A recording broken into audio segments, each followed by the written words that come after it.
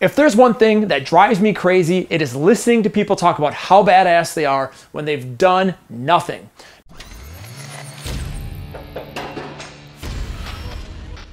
Now, I understand fake it until you make it. But come on, like anyone who's ever worked in the music industry can relate to this. People love to talk a really big game in this business, and it goes up the ladder too. I've had some of the biggest name managers, agents, etc. just name drop me to death and tell me how badass they are and how many successful people they know. This sort of thing drives me nuts, especially when they don't deliver. There is something about the music industry that just attracts these types of personalities. Not sure what it is. So you want some real advice? Don't talk, show people. The amount of people I've met in my career that actually get things done at any sort of noticeable rate are few and far between. And I'll also tell you that when you actually meet somebody like this, you do not forget them. So which person would you rather be? The person that endlessly talks big and doesn't do much, or the person who doesn't need to talk because they constantly crush it and everybody knows that they're badass? I'm gonna make a seemingly bold claim, but it's true. Most people don't have the kind of commitment necessary to become successful over the long term. People who talk a big endless game show lots of commitment towards the wrong things. They're more committed to the stories they spin than the results they create, or don't create in this case. It might sound obvious, but one of the biggest indicators of success, in my opinion, is commitment to actually being successful. In sports terms, most big talkers are fair weather fans. If things are going well for them, they're gonna get in the game and play hard, but as soon as it gets difficult, then they leave the game and start to blame everything on everyone else but themselves. If you wanna be great, you gotta do what is ever necessary to become great, period. I once had a manager who had a fantastic quote: "Don't tell me about it, I don't care, show me." I'll tell you some stories of commitment to show you what it takes to succeed in this business. I remember my first DAW back in 2003, Cool at a Pro. I was trying to make my very first record. I cut out a kick drum sample off a Chillin' a Bodum record and used it because I didn't have enough microphones to actually mic up a kick drum, nor did I know how to mix a good sounding one anyways. There was no sample replacement software that I knew of back in the day. So I had to literally sit there for an entire week and put that kick drum sample in by hand, copy and paste.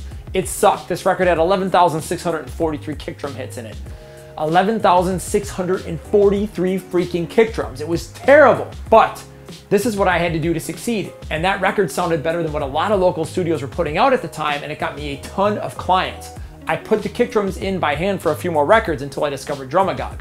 Had I not put those 11,643 kick drums in by hand, I would have never started my career, because you know what? That was the price of admission to earn my first few clients. The first thing noticed on that record is, hey dude, that kick drum is sick. Here's another story. I remember in particular June, where I was about to leave for a nice month-long vacation in Russia starting in July. 3 of my bands had just gotten signed at the end of May, and all of them knew I was leaving in less than a month. So of course, there was a huge sense of urgency to get everything done before I left. One of them even drove 14 hours straight to come record 2 singles in 2 days.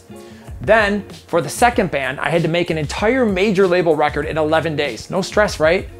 I had this in the bag, but then on the last week of June, the third band decided to fly out their vocalist so that I could do all the vocal production for their record. Everything was okay, I could still handle it. However, as if this wasn't enough insanity, I got a call from a friend who needed help mixing 33 songs before I left. I explained the situation, but I'm really bad at saying no, and he really needed me to come through. So I finished the major label record and I started mixing like a maniac around the vocal tracking sessions. I remember waking up at 4 AM and then going to work every day, then working until midnight and repeating. I slept at the studio a few times. The day I left for vacation, I went into the studio to do last minute mix revisions at 3 in the morning, and then drove from Milwaukee to Chicago to get on a plane. What a nail biter. I almost missed the flight, but guess what? I got all the work done, and now that is no small time. All right, one last story of brutal commitment. In the beginning of my friend Joey Sturgis' career, he rented his friend's garage for $500 a month and spent 2 years living in it, making records. He didn't have a bathroom. If he needed to use one, he had to walk all the way down the street to the gas station. The couch that he slept on at night was the same couch that the band sat on during the day. He didn't have a car, he didn't have a cell phone, he didn't even have his own place. Heck, he didn't even have a razor to shave his face. None of that deterred him though, because he was committed to success and worked like a maniac. Now, you know what happened to Joey. As they say, the rest is history, and Joey, well, he became a legend. These are just a few war stories from our own lives. The point of this is that anyone can talk, but if you really want to be successful at anything, you need to be committed and back up your talk with action. It will take you very far over a long period of time and you will really stand out. So next time someone's talking your ear off, quietly ask them to show you, not tell you. Be the person that gets known for doing things and let others do the talking. Success in this business is earned, not given.